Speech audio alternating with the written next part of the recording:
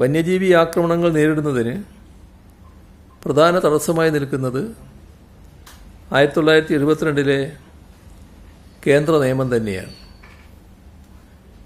1972 കേന്ദ്ര വന്യജീവി സംരക്ഷണ നിയമത്തിലെ വകുപ്പ് 11(1)(a)യും അതുപ്രകാരം വന്യജീവികളെ നേരിടുന്നതിന് കേന്ദ്ര സർക്കാർ ഏർപ്പെടുത്തിയിട്ടുള്ള കർശന നിയമങ്ങളുമാണ്.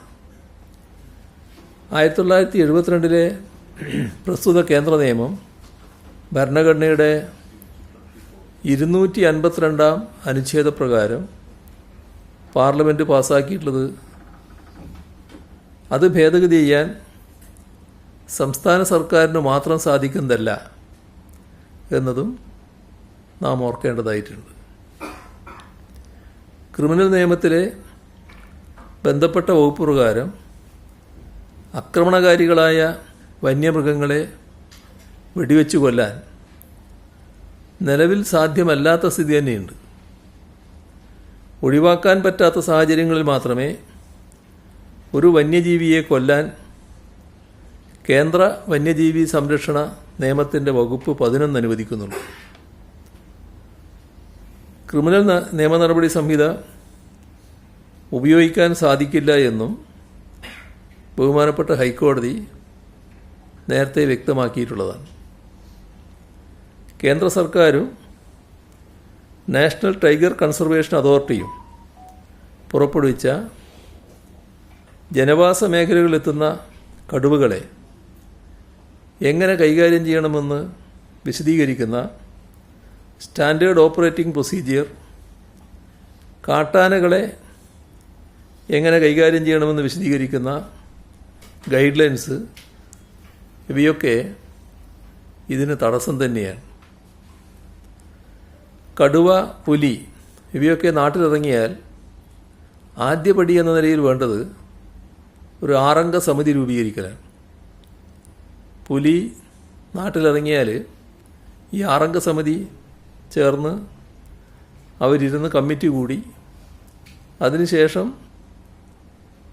കാര്യങ്ങൾ നീക്കുകയാണ്. അപ്പോൾ ഈ കമ്മിറ്റി കഴിയുന്നതുവരെ പുലി ആ സ്ഥലത്ത്, നമ്മുടെ നിയമത്തിൻ്റെ ഒരു അവസ്ഥയാണ് ഞാൻ പറയുന്നത്. പുലി അവിടെ തന്നെ നിൽക്കുമെന്ന് കാണാൻ പറ്റില്ല.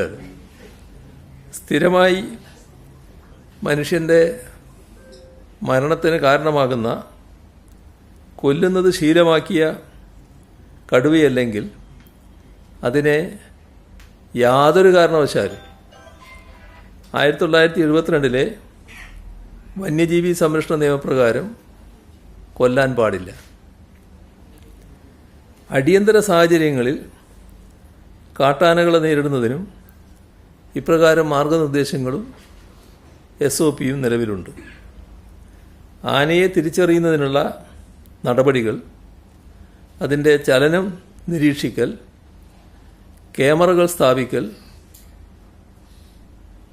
ഇത്തരം കാര്യങ്ങൾ അതിൽ ചിലതാണ്.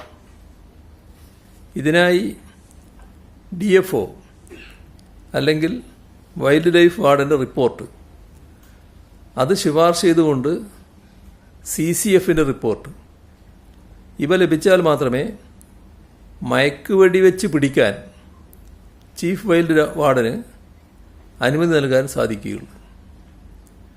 ഇത്തരം നടപടിക്രമങ്ങൾ പാലിക്കേണ്ടി വരുന്നതുകൊണ്ടാണ് മയക്കുവെടി വെക്കാനുള്ള ഉത്തരവ് പുറപ്പെടുവിക്കാൻ പോലും കാലതാമസം നേരിടുന്നത്. ഇത് പൊതുജനങ്ങളുടെ പരാതിക്ക് വലിയ തോതിൽ കാരണമാവുകയും ചെയ്യുന്നുണ്ട്. കേന്ദ്ര നിയമത്തിൻ്റെ പട്ടിക 2-ൽ പറഞ്ഞ കാട്ടുപന്നിയെപ്പോലും ക്ഷുദ്രജീവിയായി പ്രഖ്യാപിച്ച് അവയെ ഏതു വിധേനയും കൊല്ലുന്നതിന് നിരവധി തവണ സംസ്ഥാനം അനുമതി തേടിയതാണ്.